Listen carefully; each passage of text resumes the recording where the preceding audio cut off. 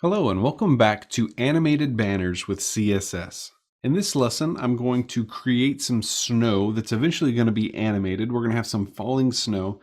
But before we do that, let's clean up our layers a little bit. I'm starting with banner02.psd.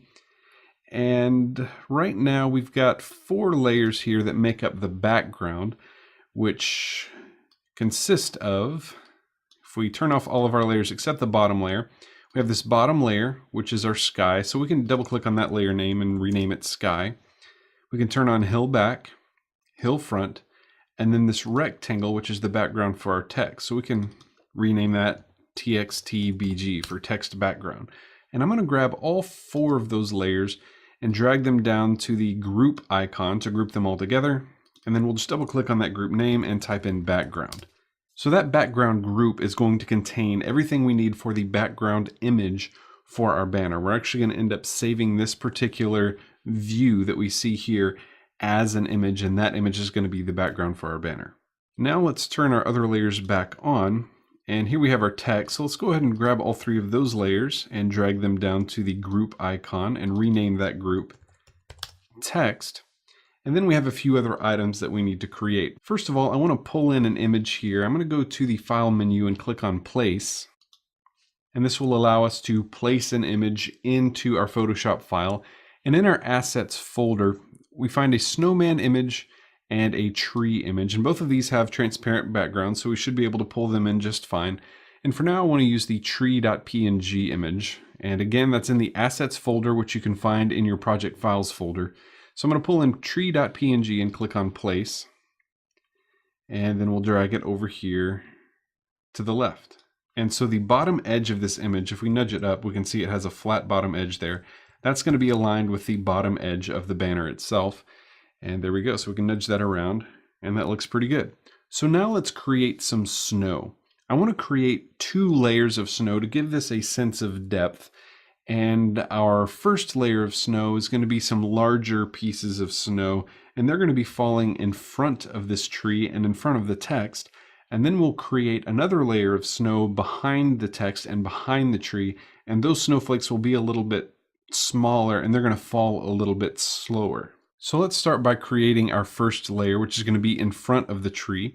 So I'm going to create a new layer above the tree layer, and I'm going to call this Snow Front.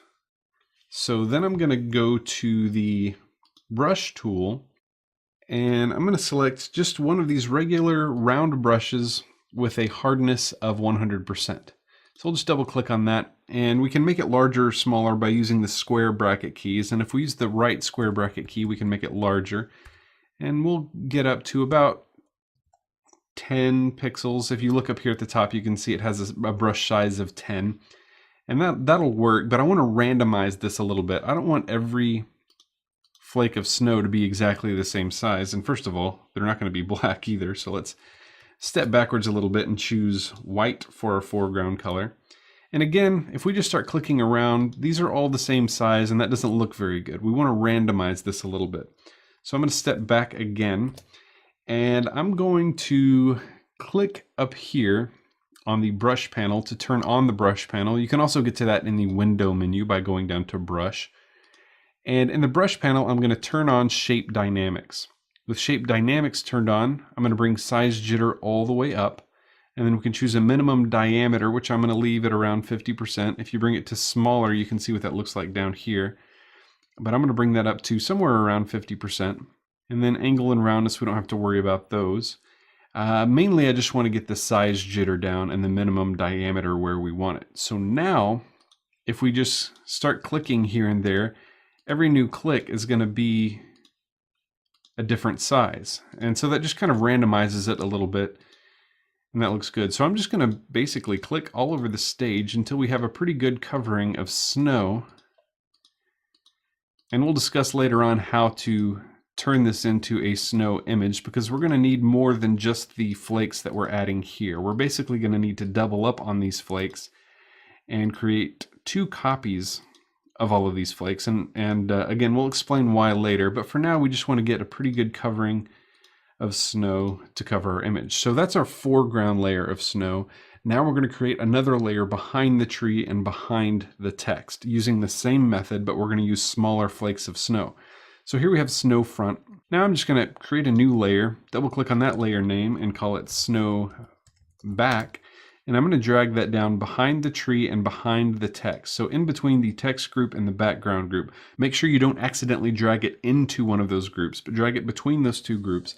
And there's our snow back layer. So with the snow back layer, I'm going to decrease the size here by using the left angle bracket until we get it down to about 3. And again, you can look up here at the top left and you can see what that brush size is. And this is set to 3 right now. And with that set, we're going to start creating snowflakes on the snow back layer. So again, make sure that that back layer is selected. And this might be helpful if we turn off our tree because we need to see how well we're filling in this entire area. So with this selected, I'm just going to start clicking all over the place. And I might even bring that up to 4 just to make it a little bit bigger. But we're going to put a lot of snow in the background here and just start clicking everywhere. And again, we still have those shape dynamics turned on. So all of these that we create are going to be slightly randomized in size.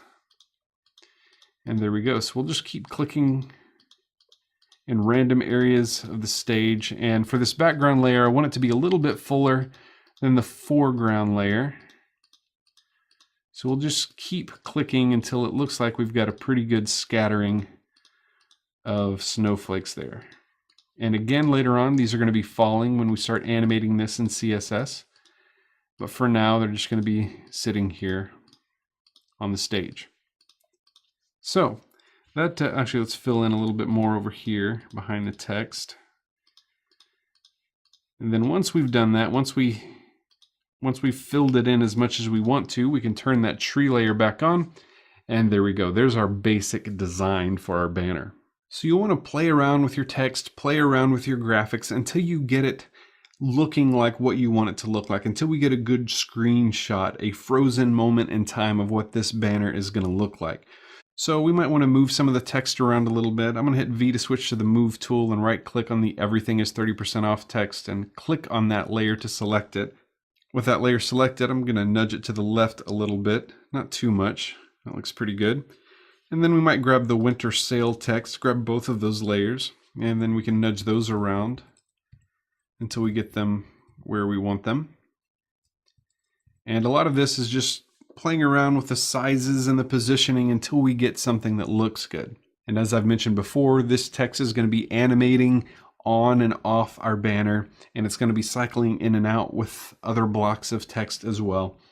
But again, we're just trying to get that general look and feel. So now that we've got everything in place, in the next video, we're going to start talking about how we want this to function, because we need to export some of these graphics as separate images. And before we can export these graphics, we need to understand how our banner is going to work so that we can understand how to export these graphics appropriately. So with that done, let's go ahead and save this as a new version. We'll save it as banner03.psd and we'll move on with the next video. Thank you for watching.